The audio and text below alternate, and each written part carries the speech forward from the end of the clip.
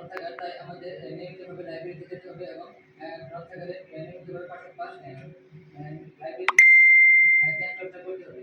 আর লাইব্রেরিতে গিয়ে আমরা বিভিন্ন ধরনের জ্ঞান অর্জন করতে পারি এবং এই জ্ঞান অর্জন দিয়ে আমরা বিভিন্ন ধরনের গবেষণা করতে পারি। এই লাইব্রেরিতে বিভিন্ন ধরনের পুস্তক এবং বই পড়ে আমরা বিভিন্ন প্রকার বিভিন্ন প্রকার বিভিন্ন প্রকার গবেষণা করতে পারি। এগুলো আমাদের জ্ঞান চর্চায় অনেক গুরুত্বপূর্ণ ভূমিকা পালন করে। তাছাড়া একটি দেশ অনেকাংশে লাইব্রেরি অনেকাংশে একটি দেশের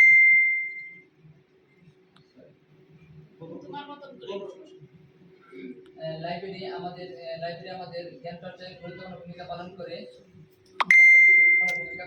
শুধুমাত্র বই রাখার এবং জ্ঞান চর্চার কেন্দ্র নয়, এটি শুধুমাত্র একটি বই রাখার কেন্দ্র নয়, এটি জ্ঞান চর্চার কেন্দ্র।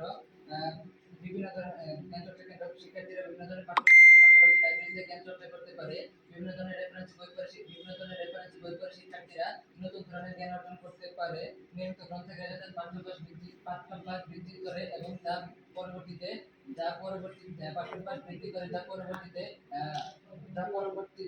চর্চার প্রতি আগ্রহ বাড়ায়। প্রাচীন ঐতিহ্যবাহী বই সংগ্রহ করে লাইব্রেরি একটি অঞ্চলের সাংস্কৃতিক ঐতিহ্য রক্ষা করে। ছোট শ্রেণীর মানুষের জন্য গ্রন্থাগার জ্ঞান অর্জনের সুযোগ সৃষ্টি করে। এই বলে আমি